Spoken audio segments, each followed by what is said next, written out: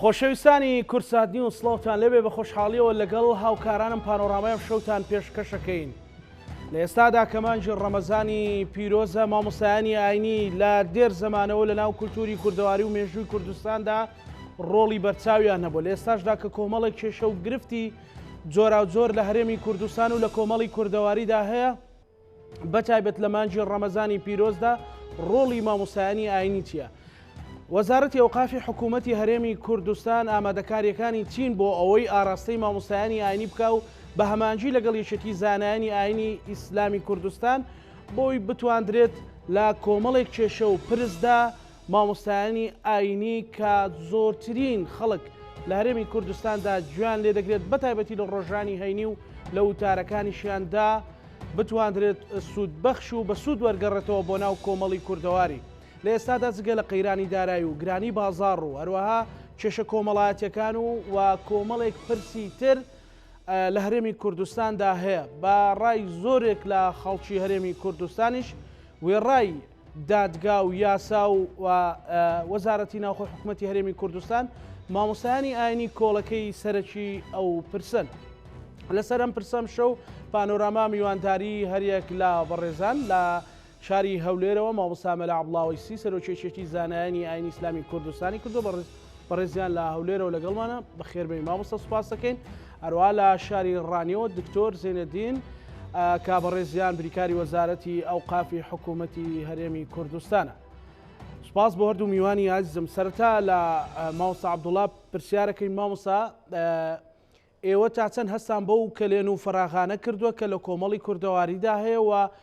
هەوڵتان داوە لەگەڵ یەکێتی زانان یاخود لەگەڵ زانانی ئاینی ئیسلام بتوانن کە ڕێنمایی و ڕێنوێنی موسڵمانان بکەن. بەناوی خوای گەورە و میهرەبان زۆر سوپاس بۆ بەڕێزتان بۆ ڕەخساندنی ئەم دەرفەتە. سڵاو و ڕێزم بۆ برای بەڕێزم کاک زێندین بریکاری وەزارەتی ئەوقاف و کاروباری ئاینی. بە حقیقەت مامۆستایانی ئاینی لە دێرین زەمانەوە هەر وەک جەنابەت ئاماژەت پێدا ڕۆڵێکی کاریگەر و دیار و بەرچاویان هەبووە لە وشارکردنەوەی تاکەکانی کۆمەلگا و دوورخستنەوەیان لە نەریتە خراپەکان و نێزیکردنەوەیان لە نەریتە باشەکان. بە حقیقەت ئەو بارودۆخە ناهەموارانەی دێنە سەر هەرێمی کوردستان بە ئەعتیباری ئەوەی کە هەرێمی کوردستان بەشێکە لە جیهاندا مامۆستایانی ئاینی لەگەڵ هاتنی هەر بابەتێک لەو بابەتانە ڕۆلی دیار و بەرچاویان هەبووە. بە تایبەتی ماوەی ساڵێک زیاترە کە هەرێمی کوردستان ڕوبەڕووی پەتای کۆڕۆنە بوویتەوە، هەر لە یەکەم سات و وەختدا یەکێتی زانایان بە هەماهەنگی لەگەڵ وەزارەتی ئەوقاف و کاروباری ئاینی پلانێکی تۆکمەی دانا بۆ ئەوەی بتوانرێ بە باشترین شێوە هەم خەڵک وشیار بکرێتەوە هەم موئەسساتی دینی یان کەسانی ناو موئەسساتی دینی لەو پەتایە بپارێزرێن. مامۆستایانی ئاینی لە ڕێگای وەزارەتی ئەوقاف و کاروباری ئاینی وێچەتی زانایانیشەوە پابەندی هەموو ئەو ڕێنمایانە بووینە کە لە لایەنە تەندروستیەکانی حکوومەتی هەرێمی کوردستانەوە دەرچووینە، هەر لە داخستنی مزگەوتەکان، هەر لە وشارکردنەوەی تاکانی کۆمەلگا، هەر لە پابەندبوون بە دەمامکبەستین و دوورکەوتنەوەی نێوان هاوڵاتیان. ئەوانە هەمووی ڕۆلی مامۆستایانی ئاینی کاریگەر دیار و بەرچاو بووە. ئێمە ئەگەر بێت و لە سەرەتای سەرهەڵدانی کۆڕۆنا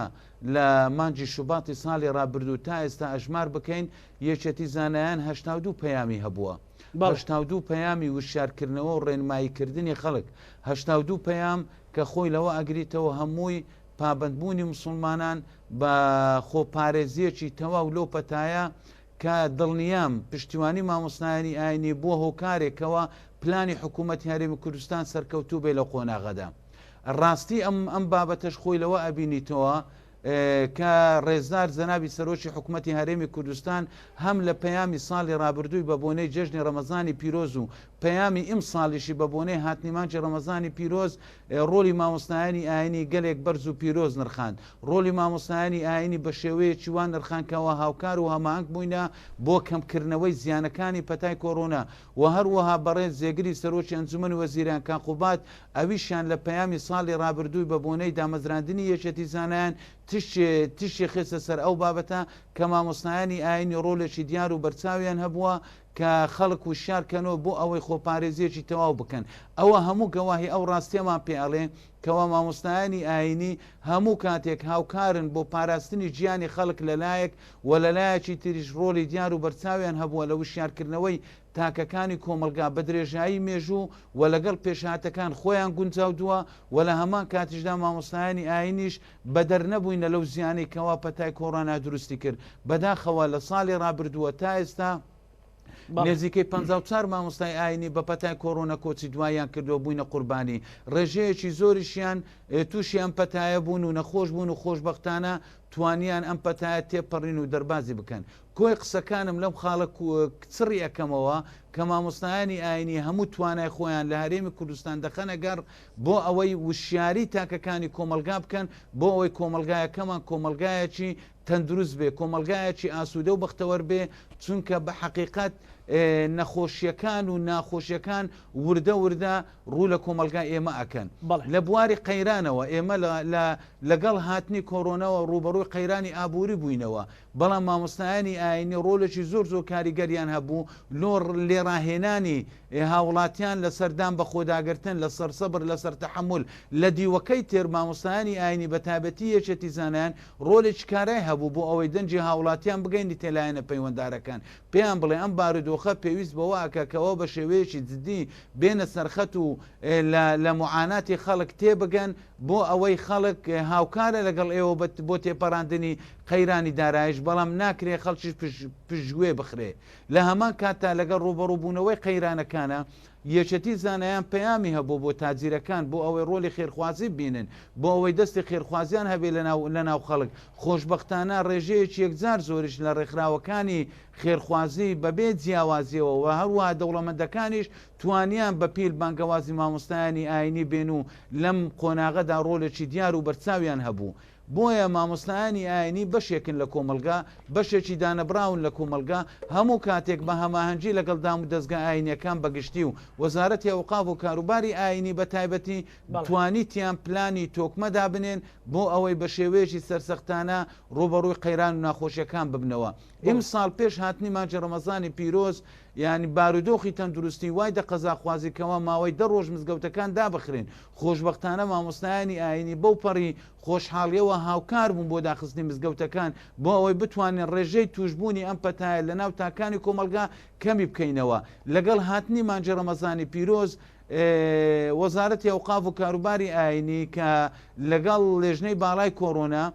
بڕیاریاندا کە مزگەوتەکان بکرێنەوە بە کۆمەڵێک ڕێنمایی. خۆشبەختانە مامۆستایانی ئاینی پابندی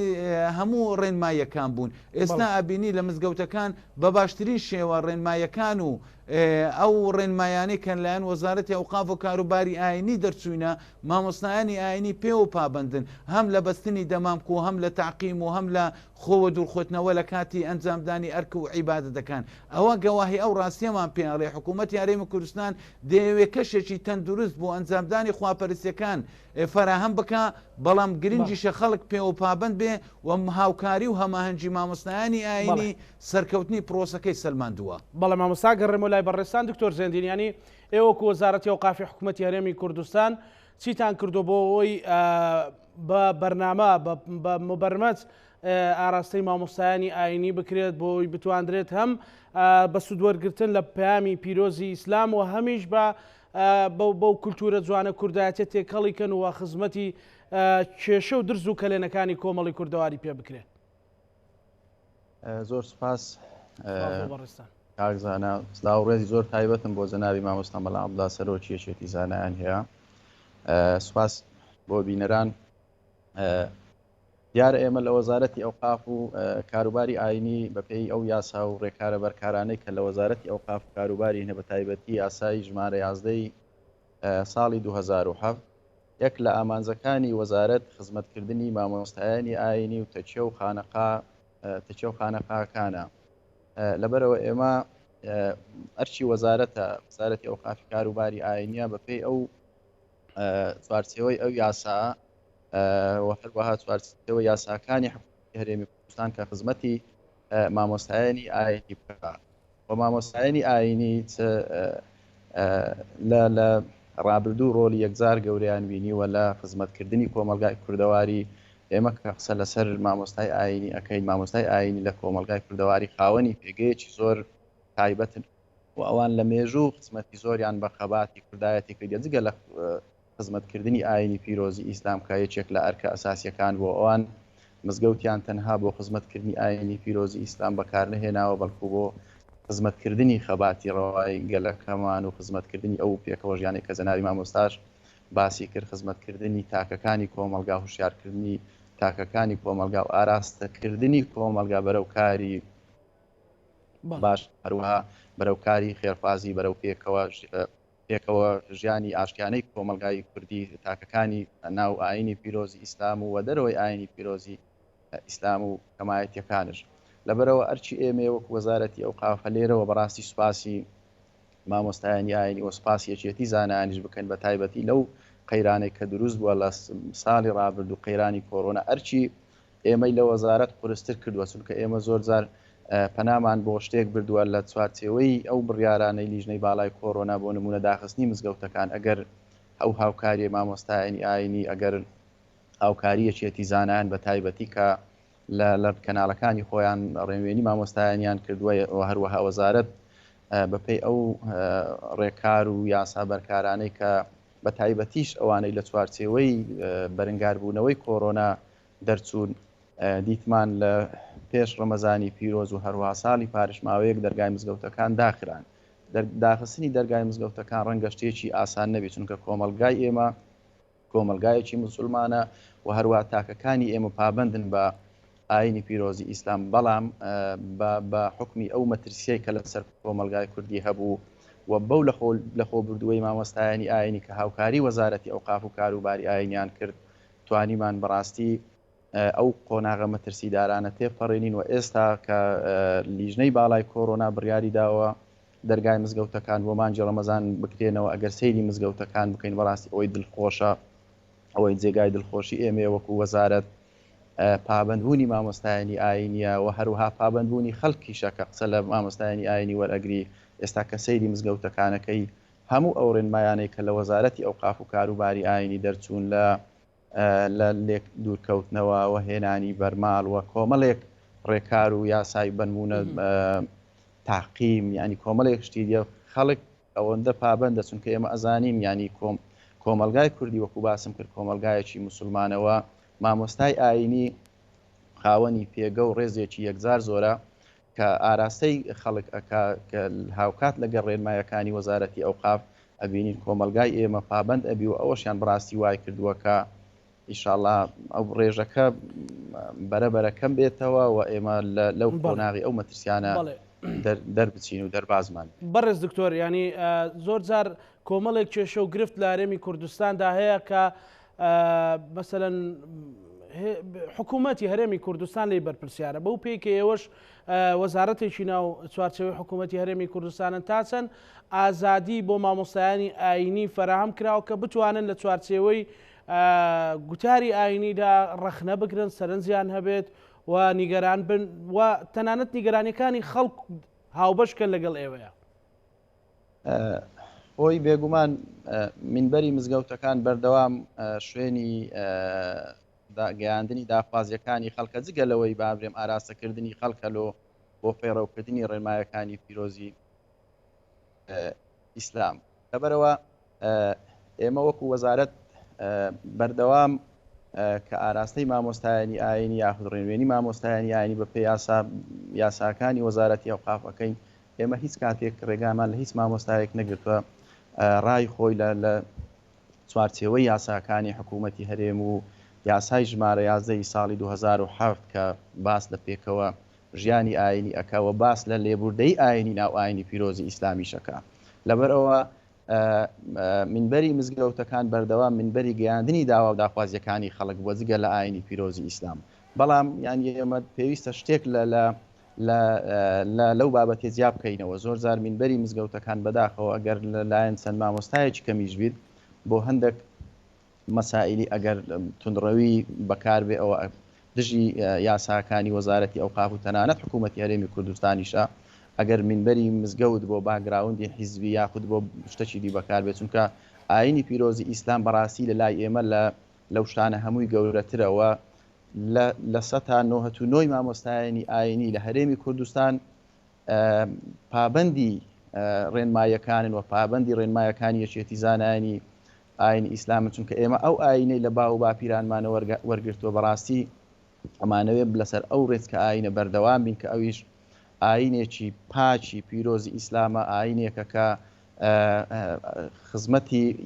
هەم خزمەتی مامۆستایانی ئاینی هەم ئەیانەوێ خزمەتی لە ڕێگای ئاراستەکردنەوە خزمەتی ئاینی پیرۆزی ئیسلام بکەن و لەوێشەوە خزمەتی کۆمەلگای کوردی و خەباتی ڕەوای گەلەکەمان بکەن. لەبەرەوە ئەو خاڵیان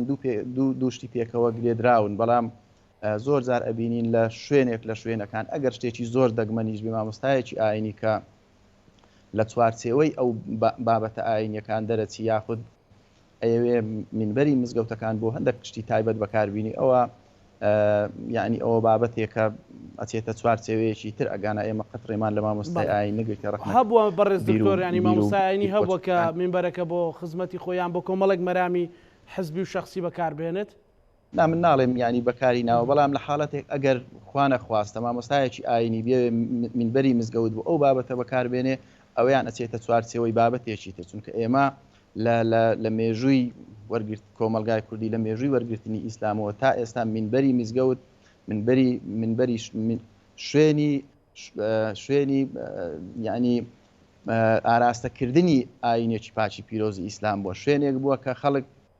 شوێنی هوشیارکردنەوەی تاکەکان بووە بە پێی ئاینی پیرۆزی ئیسلام و سەرڕای ئەوانش شوێنی خزمەتکردنی کۆمەلگا و خەباتی ڕەوای گەلەکەمان بووە. لەبەرەوە بەڕاستی ئێمە ئەمانەوێ وەکو وەزارەتی ئەوقاف و کاروباری ئاینی بێگومان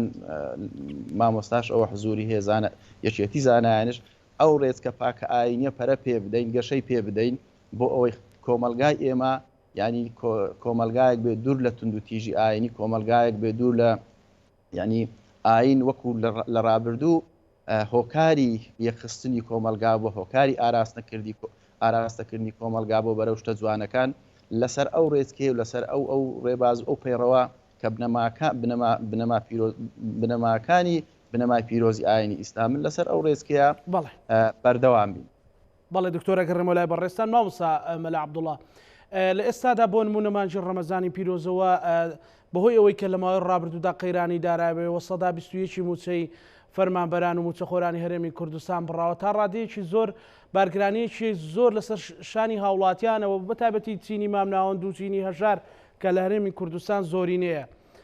پەیامی ئێوە چی بە بۆ ئەوەی کە هەندێک خەڵک هەندێک لە بازرگانیە هەندێک لە دوکاندار گرانفرۆشی ئەکەن، بازار گرانەکەن، مەسەلەن چۆن هەوڵتان داوە بە تەوجیهی مامۆستایانی ئاینی بکەن بە هەمانجی لەگەڵ بەڕێزانی وەزارەتی ئەوقاف بۆ ئەوەی ئەمە ببێ بە جۆرێک لە جۆرەکان تەنها سەرپێی سیر نەکرێ یاخود قسەیەک یان لە دوانێکی لەبارەوە بدرێ بەڵکو تەحریم بکرێت. طبعاً پێشەوەی وەڵامی جەنابەت بدەمەوە دەمەوێ چەند ئیزافەیەک لە قسەکانی برای بەڕێزم کاک زێندین ئیزافە بکەم. ئەویشیان بریتێ لەوەی چ پەیامێک لە پەیامی ئاینی چ پەیامێک لە هەرێمی کوردستانە مایەی قبولکردنە، چ پەیامێک ئێمە پاڵپشتی ئەەکەین. ئێمە لە هەرێمی کوردستان وەکو مامۆستایانی ئاینی پاڵپشتی پەیامی میانڕەوی ئەەکەین، پاڵپشتی پەیامی پێکەوە ژیان و یەکتر قبولکردن ئەەکەین، پاڵپشتی پەیامی یەکتر قبولکردن ئەەکەین، دژایەتی پەیامی تونڕەوی ئەەکەین. بۆ یەکەوە بۆ هەر پەیامێک کە مامۆستای ئاینی لەسەر منبەرە پەخشی هاوڵاتیانی بکات و بیگەینیتە هاوڵاتیان تاکیدی لە میانڕەوی و پێکەوە ژیان و یەکتر قبولکردن هەبوو. ئێمە بە تەواویەتی دام و دەستگا ئاینیەکانی حکوومەتی هەرێمی کوردستان وەزارەتی ئەوقافیەکی دیزانیان پاڵپشتی ئەکا، هەر پەیامێک تعبیری لە تونڕەوی ئەکرد وەزارەتی ئەوقاف و یەکێتی زانایان دژایەتی ئەکات. ئێمە ئەو ئازادی ئاینەی لە هەرێمی کوردستانەوە هەیە بە تەحەداشەوە ئاڵێم لە ڕۆژهەڵاتی ناوەڕاست تاکە لە بواری ئاینیەوە ئەو ئازادیە کە لە کوردستان فراهم کراوە لە هیچ وڵاتێک لە وڵاتانە فراهم نەکراوە. ئێمە نامانەیە مامۆستای ئاینی کۆت و زنجیر بکەین، ئازادی لە مامۆستای ئاینی لە منبەر بستیندرێ. زۆر کەس باسی بۆردی ئاینی ئەکات دەڵێکەوە بوو ئەو بۆردە ئاینیەکەوە ڕۆژانی سێشەم و چارشەم تاکید لەسەر بابەتی ناونشانی وتاری ئاینیەکە ئەدی ئەوە پێشێرکردنی ئازادی مادیەکان نییە نەخێر ئەوە ئامادەکردنی مادەیە کە هاوکاریکردنە لە بەردەستی مامۆستای ئاینیدا ئەندرێ لە هەرێمی کوردستان ئێمە وەکو یەکێتی زانایان بە هەمانجی لەگەڵ وەزارەتی ئەوقاف تاکید لە چەند خاڵێکەکەینەوە کە قەدەغەیە تاکیدیشەکەمەوە کە قەدەغەیە چونکە ئیسلام ڕێگەی پێنەداوە ئەم خاڵانە لەسەر مینبە بورژێندرێ خاڵی یەکەم حکومدان لەسەر خەڵک تەکفیرکردنی خەڵک بە کافرزانینی خەڵک بە بڕیاردان لە جیاتی خوا ئەمەیان بۆ بەهشتە و ئەمەیان بۆ جانەمە ئەم جۆرەشتا قابلی قوبول نیە لە منبەرەکانی مزگەوت لە هەرێمی کوردستان قسەی لەسەر بکرێ خاڵی دووەم مەسەلەی تەشیر و ناوزڕاندن تەشیرکردن بە حیزبێک بە کەسێک بەلایەنێک بە هونەرمەندێک بە سیاسەتدارێک تەشیر بە هەر کەسێک بکرێت جێگای قوبول نییە چونکە ئیسلام ئاینی تەشیر نییە پێغەمبەری خوا درودی خوای لەسەر بێ ڕێگەی نەداوە تەشیر هەتا بە کافر و بێ باوەڕان بکرێ جا چۆن مامۆستای ئاینی ئەو مافە بەخۆی ئەدا منبەری مزگەوتی استقلال بکە بۆ ئەوەی تەشیر بە کەسێک و لایەنێک بکە بۆ ئەوەی تەشیر بە حیزبێک بکە بۆ ئەوەی تەشیر بە سیاست وانێک بکە بۆ ئەوەی تەشیر بە هونەرمەندێک بکە بە ئافرەتێک بکە بە هەر کەسێک لە بە هەر چین و توێژێکی کۆمەلگا مامۆستای ئاینی نابی تەشیر بکە خاڵی سێم کە ڕێگە پێدراو نییە ورژاندنی بابەتێک کە زیان بە ئاسایشی نەتەوەیمان بگەینێ ئێمە بە خۆمان دەزانی لە هەرێمێکین دەوروبەرمان هەمومان دژمنی ئێمەیە جا مامۆستای ئاینی خوانە خواستە بێ بابەتێک بورژێنێ زیان بە ئاسایشی نەتەوەیمان بگەینێ دوژمنداری لە بۆ وڵاتانی دەوروبەرمان دروست بکە لەگەڵ هەرێمی کوردستان زیان بە بەرژەوەندە ئیقلیمیەکانی هەرێمی کوردستان بگەینی ئەمەشیان قابلی قوبول نییە چونکە منبەر بۆ خزمەتکردنی کۆمەلگایە ئێمەی هاوڵاتیانی کوردستانیش بەشێکین لەو کۆمەلگایە بۆیە ورژاندنی بابەتێک کە زیان بە ئاسایشی نەتەوەی بگەینێ کاریگەری خراپ لەسەر پەیوەندی هەرێمی کوردستان لەگەڵ دەوڵەتانی دراوسێ دەوڵەتانی ئەقلیمی دەوڵەتانی جیان دروست بکە ئەمەشیان ڕێگە پێدراو نییە جگە لەم سێشتا مەسەلەی تەکفیر و تەشیر و زیانگەیاندن بە ئاسایشی نەتەوەی مامۆستای ئاینی ئازادە ڕخنە ئەگرێ بەڵام دەبی ڕخنەکەی ڕخنەیەکی بنیات نەربێ ڕخنەیەکی هاندان نەبێ بۆ ئەوەی خەڵک دژی دام و دەستگایەکانی حکوومەتی هەرێم هەم بدا ڕخنەکەی بە شێوەیەک نەبێتەوە ئاژاوە فەوزا لە ناو کۆمەلگا دروست بکە ڕخنەکەی بە شێوەیەک نەبێ کە زیان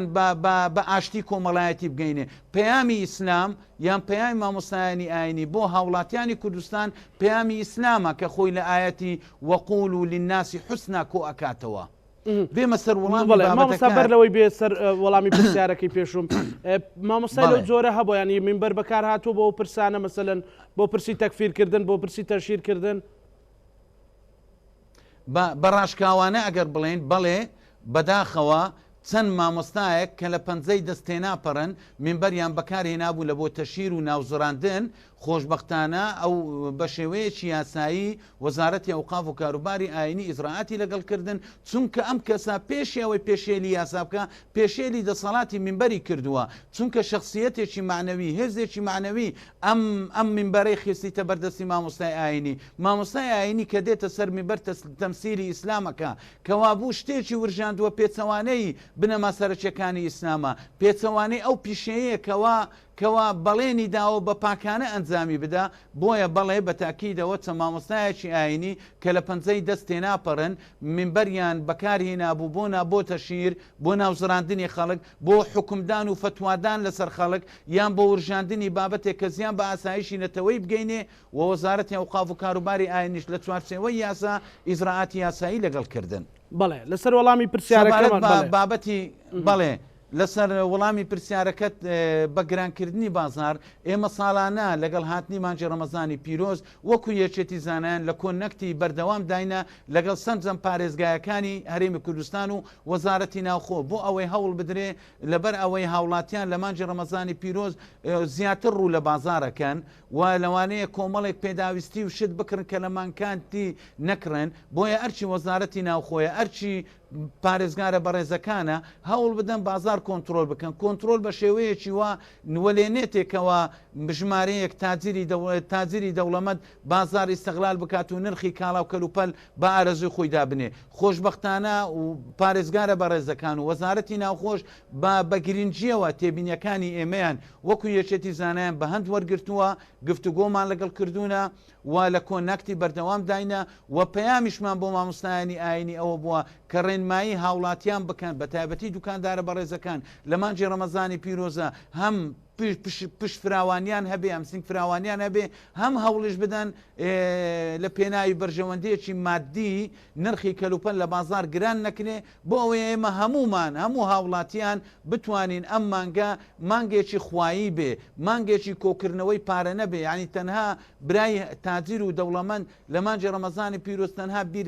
بیر نکاتەوە بە خۆ دەوڵەمەندکردنی بیر نکاتەوە بە کۆکردنەوەی پارە و سەروەتی سامان بەڵکو هەوڵ بدە ئاشتی کۆمەڵایەتی بەهێز بێ ئاشتی کۆمەڵایەتیش بە چ بەهێزە بێ کەوا بەوەی لێبوردە بێ چونکە یەکێک لە خەسڵەکانی مانجی ڕەمەزانی پیرۆز لێبوردەیە باشە لێبوردەیی لە چێ لێبوردەیی لە معاملە لێبوردەیی لە کڕین و فرۆشتن ئاسانکاری لە کڕین و فرۆشتن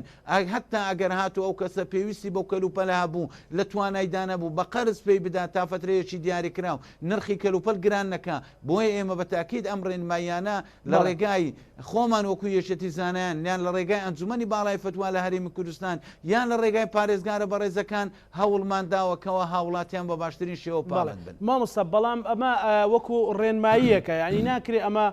فۆکەسی گەورەی بخرێتە سەر چکە مەسەلەن ئێستا تەنها لە ماوەی مانجی ڕەمەزاندا 4000 یان 40 تەن خورمای نەشاو بۆ بەکارهێنان دەستی بەسەرداگیراوە ئەمە چ ویژدانێکە ینی بچێتە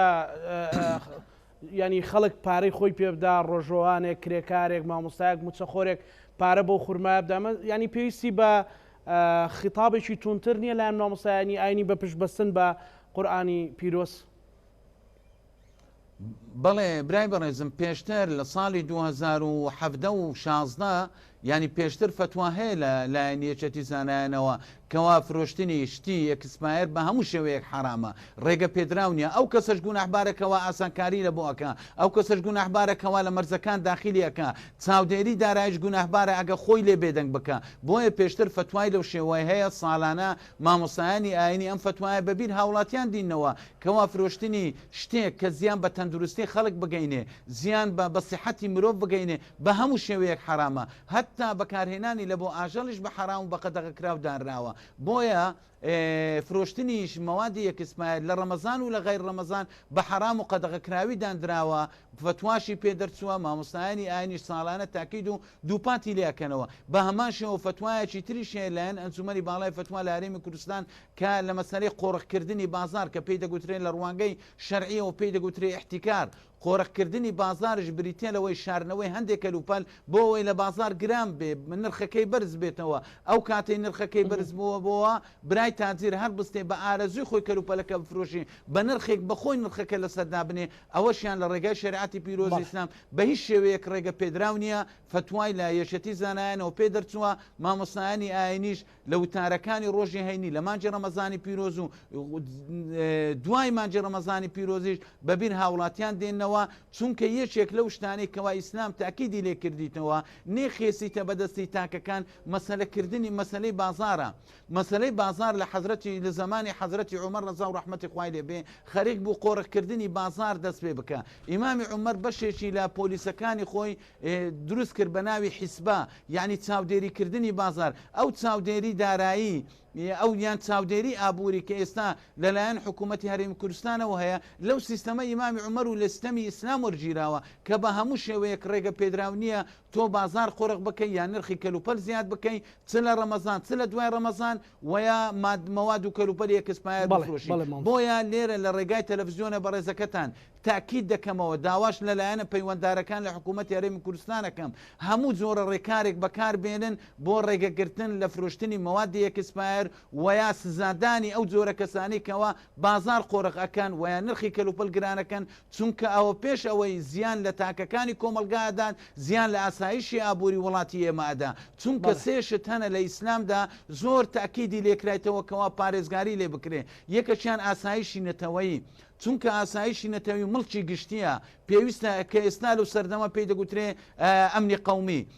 بە هەموو شێوەیەک پێویستە پارێزگاری لێ بکرێ کۆمەڵێک کردار و ڕێکاری پێغەمبەری خوش هەیە کەوا لە پێناوی پاراستنی ئاسایشی نەتەوەی هەنگاوی لە بووناوە عفۆم بکە باود و خاڵی دووەمیشان ئاسایشی ئابووری ئاسایشی ئابووری ئاینی پیرۆزی ئیسلام بە هەموو شێوەیەک هەوڵی داوەکەوە ئاسایشی ئابووری ئاسایشێکی پارێزراو بێ لە دەستی دەوڵەت بێ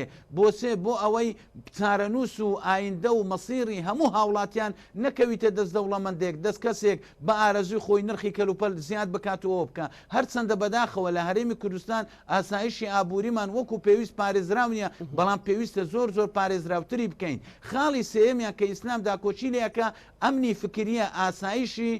فکر و بیر و بۆچوونە کە ئەمەشیان لە دەست دام و دەستگە ئاینەکانە لە هەرێمی کوردستان کە خۆی لە وەزارەتی ئەوقاف و یەشەتی زانایان ئەبینیتەوە کە بەداخەوە تا ئێستا حکوومەتی هەرێمی کوردستان گرنگجی ئەمنی فکری نەزانیوە بۆیە زۆر جاران هەنگاوی پێویستی نەهاوێشتووە بۆ ئەوەی ئەمنی فکری کوردستانیان پارێزراو بێ بۆیە پاراستنی ئەو سێ ئەمنیەتە ئەرچی حکومەتە ئەرچی دەسەڵاتە کە هەموو هەنگاوەکانی خۆی بێخیتە گەڕ بۆ پاراستنی ئەو سێ ئاسایشە بەڵام مامۆستای بەڕێز ئەگەر ڕێمەولاتان بەڕێز دکتۆر زێندین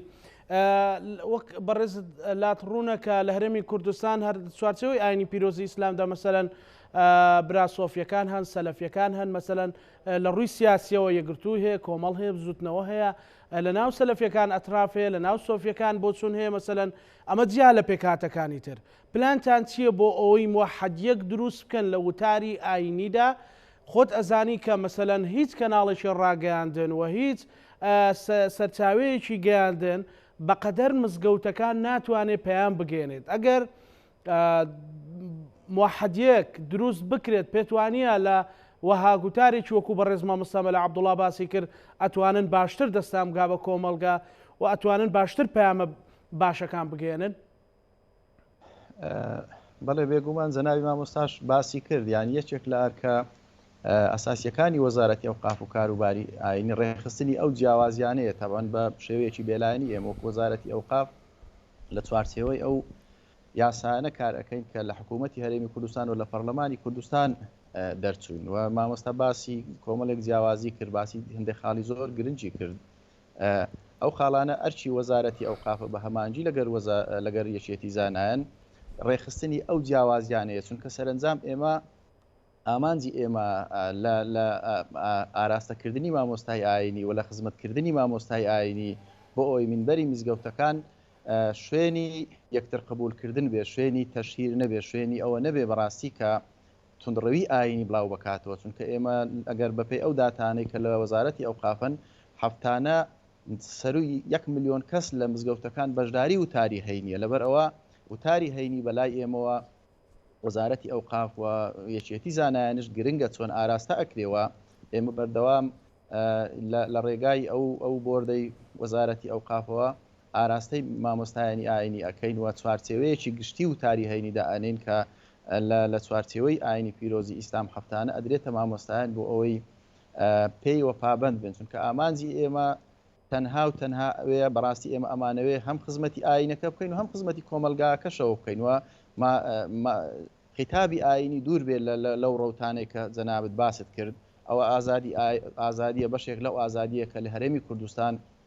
بەرقەرارە هەر کەسێک چۆن بیر ئەکاتەوە بە چ ڕێگەیەک بیر ئەکاتەوە تا لە ناوخودی ئەو ڕەوتانێک کە لە ناو ئاینی پیرۆزی ئیسلامی شەوەن بەڵام بەلای ئێمەوە ئەوەی زۆر گرنگە بە وەکو وەزارەتی ئەوقاف و کاروباری ئاینی منبەری مزگەوتەکان بۆ ئەو بابەتانە بەکار نەهێ منبەری مزگەوتەکان بۆ ئاشتەوایی بۆ خزمەتکردنی ئاینی پیرۆزی ئیسلام بەکاربێت کە وەکو باسم کرد هەفتان ئەو هەموو خەڵکە ڕوو لە مزگەوتەکانەکە گوێ لە مامۆستای ئاینی ئەگرێ مامۆستای ئاینی خاوەن پێگەیەکە خاوەن کەسایەتیەکی معنەوی ڕێزدێگیراوە لە ناو کۆمەلگام لەبەرەوە ئێمە کە قسە لەسەر ئەو بابەتە ئەەکەین لەسەر ئەو جیاوازیە ئەو جیاوازیانەی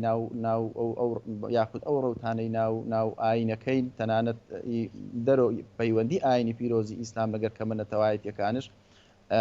ئاراستە و یاخود ڕێنمایی ئێمە ئەوەیە تەنها ئێمە ئەمانەوێ کۆمەلگای کوردی بە کۆمەلگایەکی ئاشتی بمێنێتەوە و ئەو ئاینەی وەکو باسم کرد وەرمان گرتووە لەسەر ئەو ڕێزکێ بەردەوام بین ینی منبەری مزگەوتەکان بۆ قوڵکردنەوەی پێکەوە ژیان بەکاربێ منبەری مزگەوتەکان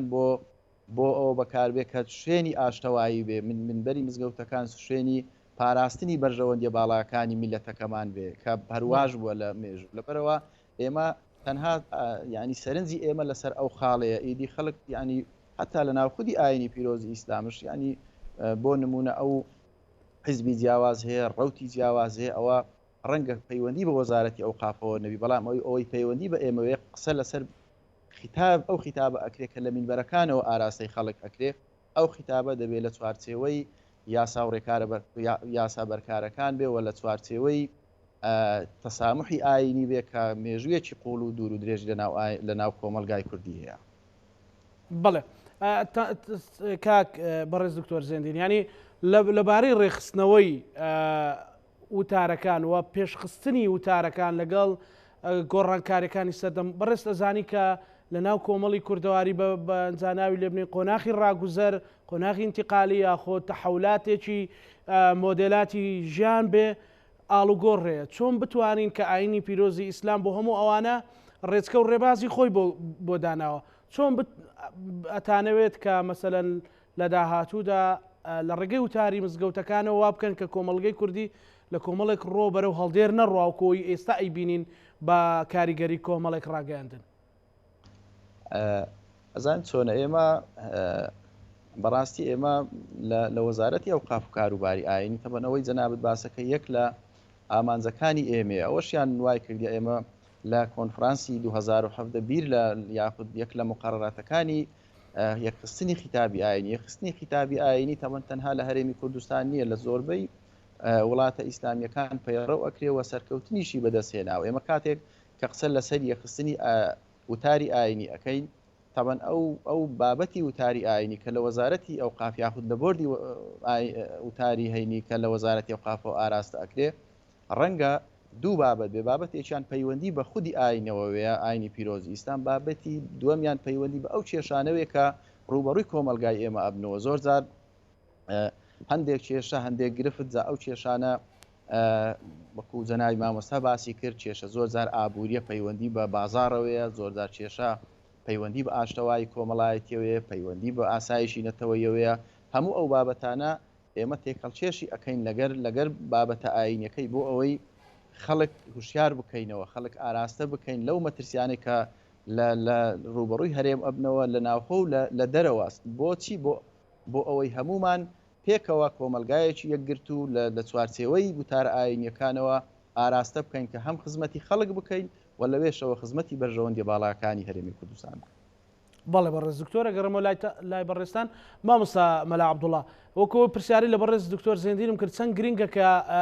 مینبەری مزگەوت بۆ ئەو تەحولاتەی کە لە ناو کۆمەلگایە بەکار بێنرێت کە بتواندرێت لە سەرخۆ بێ و زیانی ئەوە تۆ بە شیرازەی کۆمەڵایەتی نەگەێنێ وەک بە ڕێزت لات ڕوونەکە ڕۆژانە لە هەرێمی کوردستان کێشەی جۆرا زۆر ڕوبەڕووی خێزانەکانە بێتەوە مەسەلەن کۆمەڵک گۆڕانکاری سەیر و سەمەرە بینین کە نامۆیە بە کولتوری هەرێمی کوردستان. برای بەڕێزم پاراستنی ئاسایشی کۆمەڵایەتی کۆمەلگا تەنها ئەرچی مامۆستای ئاینی نییە ئەرچی هەمومانە پێکەوە ئەرچی حیزبولایەنە سیاسەکانە ئەرچی دەستگایەکانی ڕاگەیاندنە ئەرچی بواری پەروەردەیە ئەرچی مامۆستای ئاینیشە مامۆستای ئاینیش موەسسەی دینی یان مزگەوت بەشێکە لەو کۆمەلگایە بۆیە پێویستە مزگەوتیش ڕۆلی دیار و بەرچاوی خۆی هەبی لە بەهێزکردنی ئاشتی کۆمەڵایەتی لە ڕوبەڕووبوونەوەی دیاریدە قێزەوەنەکان یان لە دۆزینەوەی چارەسەر بۆ هەموو ئەو قەیرانانەی کە هەنا خۆشبەختانە ئەتوانم بڵێم مزگەوت لە هەرێمی کوردستان ڕۆلێکی یەکجار کاریگەری بینیوە بە شانازیشەوە ئاڵێم تا ئێستا مزگەوتەکانی کوردستان لە دەستێکی پاک و ئەمیندانا زۆرینێ هەر زۆری مامۆستایانی ئاینی لە هەرێمی کوردستان بە جیاوازی بیرکردنەوەیان وەکو ئەو بیرکردنەوانەیان ئەو تەسنیفێک کە زەنابێت لە پرسیارەکەت لە بۆ کاکزێندین ئاماژەت پێدا لە سۆفی لە سەلەفی لە ئیسلامی لە هەر ڕەوەتێک لەو ڕەوەتانە ئەوانەی تەمسیلیانەکەن لەسەر منبەری مزگەوتەکان ئەوانەی تەمسیلی ئەو ڕەوەتانە ئەکەن لە منبەری مزگەوتەکان خەڵکیمیان ڕەون بۆیە ئەتوانم بڵێم مزگەوتەکانی کوردستان تا ئێستا لە دەستێکی ئەمین داون چونکە ئەگەر لە دەستێکی ئەمین دانەمان ئێمە تووشی کۆمەڵی قەیرانی گەلێک گەورە بووین تووشی ناخۆشی گەلێک گەورە بووین کە ئەو ناخۆشی و ئەو قەیرانانەی کە ڕوبەڕووی ئێمە هەرێمی کوردستان وێنەی ئەو قەیرانانە لە هەندێک وڵاتەکانیان بەرەو ڕوخان برد وڵاتەکانیان بەرەو گۆڕینی دەسەڵات برد وڵاتەکانیان بەرەو کاولکاری برد کە تا ئێستاش نا ئەو وڵاتانە نەهاتینەوە سەرخۆ مەسەلەن بۆ نمونە کسکەتی نمونە سووریا لە پاڵ ئێمەیە تونس مەسەلەن لیبیا مەسەلەن عێراق یعنی ئەو وڵاتانە ئێمە هاوشێوەی ئەو وڵاتانە ڕوبەڕووی ئەو قەیرانانە بووینەوە لە بواری سیاسی لە بواری ئابووری مەسەن هەتا لە بواری تێکچوونی شیرازەی ئاشتی کۆمەڵایەتی بەڵام خۆشبەختانە مزگەوت یارمەتی هاوکار بووە یارمەتی دەربووە مساهم بووە ئێمە خۆمان دەزانین چەند میلەتی کورد چەند ناحەزی هەیە ئێمە لە هەرێمی کوردستان چەند ناحەزمان هەیە وڵاتانی ئەقلیمی و زۆربەی زۆری حیزبەکانی دەرەوەی هەرێمی کوردستانیش هەوڵ ئەدەن پلان و ناخۆشی و ناڕحەتی لە ناو هەرێمی کوردستان دروست بکەن زۆر جارم پەنا لە بۆ خیتابی دینی ئەبن پەنا لە بۆ مزگەوتە بن بەڵام الحەمدولله سوپاس بۆ خوا مامۆستایانی ئاینی لە ئاستێکی زۆر زۆر وشیارکەرەوە دانا هەوڵ ئەدەن ڕەخنە بگرن بەڵام ڕەخنەکانیان ڕەخنەی بنیاتنەر بووە بە ئاقاری چارەسەرکردن بووە بۆیە زۆر گرینگە ئەو پەیامەی کە مامۆستای ئاینی بە ناوی ئیسلام دەیخاتە بەردەستی هاوڵاتیان پەیامێک بێت چارەسەری هەموو کێشە و گرفتەکان بکات بەرەو ئەقاری بەهێزکردنی ئاشتی کۆمەڵایەتی و دروستکردنی تەبای و برایەتی لە نێوتاکانی کۆمەلگا بەڵێ مامۆستا دوا سەرنجی خۆتم پێ بڵێیت لەسەر چی لە دوا سەرنجی خۆ دوا پەیامی خۆت بۆ مامۆستایانی ئاینی بۆ هاوڵاتیان لە بەرنامەکە بە تاکیدەوە سێ سەرنجستان ئاراستاکەم سەرنجی یەکەم ڕوبەڕووی حکوومەتی هەرێمی کوردستانەکەم پێیان دەڵێم موەسسەی دینی موەسسەیەکی زۆر گرینگە لە ناو کۆمەلگا موەسسەی دینی لە هەرێمی کوردستان هیچی کەمتر نییە لە موەسسەکانی تر پێویستە زیاتر بایەخی پێ بدەن ئەوەی ئێمە باسیەکەین معنای ئەوە نییە موەسسەی دینی کەم و کورتی نەبێ خەلەلی نەبێ نەخێر کەم و کورتی هەیە بەڵکو پێویستە ئەم کەم و کورتیانە بە باشترین شێوە چارەسەر بکرێن دامی حکوومەتی هەرێمی کوردستان لە بۆ موەسسەی دینی وەکو پێویست نییە پێویستە زیاتر بێ پێویستە زیاتر گوێ لە مامۆستایانی ئاینی ڕابگیرێ پێویستە زیاتر کاروباری ئاینی بە موەسساتی بکرێ بۆیە گرینگە حکوومەتی هەرێمی کوردستان ئاوڕێکی زیاتر لە دام و دەستگا ئاینەکان بداتەوە خاڵی دووەم ئەرکە مامۆستایانی ئاینی چۆن لە ڕابردوو پێشنگ بووینە لە بەهێزکردنی ئاشتی کۆمەڵایەتی لە دروستکردنی برایەتی و تەبایی و پێکەوە ژیان و قوولکردنەوەی ڕوحی یەکتر قوبولکردن لە ئایندەش لەسەر هەمان نەهەز بەردەوام بن خاڵی سێمم لە بۆ هاوڵاتیان پێویستە هاوڵاتیان ئەوە بزانن ئەوەی مامۆستای ئاینی ئەڵێ لە خەمخۆریە لە خۆ بە صاحب زانینی بارودۆخەکەیە پێویستە بە وردی سەرنج و تێبینیەکانی مامۆستایانی ئاینی باند وەربگرن چونکە مامۆستای ئاینی بەشێکی زیانەکراوەیە لە کۆمەلگا مامۆستای ئاینی خۆی بە کوڕی ئەو کۆمەلگایە داێنێ بۆیە زۆر جاران کەرەخنەش ئەگریان ئامۆژگاری توندیشەکە لە پێناوی بەرژەوەندی یەکەی تاکەکانی هاوڵاتیانی کوردستانە. بەڵێ سوپاس دەکەم مامۆستا بەڕێز دکتۆر زێندین دوا سەرنجی بەڕێستان. وەڵا لێرە دوا سەرنجم ئەمەوێ لە ڕێگای کەنالی بەڕێستانەوە هەروەکو دەنای مامۆستاش باسی کرد سوپاسی مامۆستایانی ئاینی بکەین کە بەردەوام هاوکاری وەزارەتی ئەوقاف و کاروباری ئاینی بە تایبەتی لە هەندێک ئەو بارودۆخە ناخۆشەی لە پێش ڕەمەزانی پیرۆز کە دەرگای مزگەوتەکان داخرا کە وەزارەتی ئەوقاف و کاروباری ئاینی هەموو ئەو جیاوازیانەیە کە جەنابەت باست کرد وا لێرەوە سوپاسێکی تایبەت بۆ یەکێتی زانایان کە بەردەوام هاوکارن لەگەڵ وەزارەتی ئەوقاف بۆ ئەوەی هەمومان پێکەوە بتوانین ئەو خیتابە ئاینیە جوان ئاراستەی کۆمەلگا بکەین کە سەرنجام بیتە هۆی گەشەکردنی کۆمەلگا ئاینداریەکی پاک و بێگەردبی و لێرەشەوە بەڕاستی داوا لە دووبارە داوا لە مامۆستایانی ئاینیەکەین داوا لە خەڵکش ئەەکەین لە وتاری هەینی لە ڕەمەزان لە کۆبنەوە ئاینیەکان لە بۆ ناینەکان لە ناو مزگەوت پابەندی ڕێنمایەکان بۆ ئەوەی سەلامەتی و تەندروستی گشتی بپارێزین ئینشاڵڵا بۆ ئەوەی ئەو پەتای کە ڕوبەڕووی کۆمەلگای مرۆڤایەتی و کۆمەلگای کوردی بۆتەوە بە کەمتری زەرەر لێی دەربچین و دەربازین. بەڵێ زۆر سپاس بۆ بەڕێز دکتۆر زێندین مەولود بریکاری وەزارەتی ئەوقاف و کاروباری ئاینی حکوومەتی هەرێمی کوردستان. سپاس بۆ بەڕێز مامۆستا مەلا عەبدوڵڵاویسی سەرۆکێشێتی زانایانی ئاینی ئیسلامی کوردستان کە لەولێرەوە لەگەڵ مابوو. بینەرانی خۆشەویست لەگەڵ هاوکارانم پانۆڕامای ئەم شەومان پێشکەشکردن بە هیوایەوەی خوای گەورە ڕۆژوو و نوێژی هەمولایە قبوڵ بکەوە لە بیرمان نەچێ پابەندی ڕێنمایە تەندروستیەکان بین بۆ سەلامەتی ژیانی هەمولایەکتان خواتان لەگەڵ.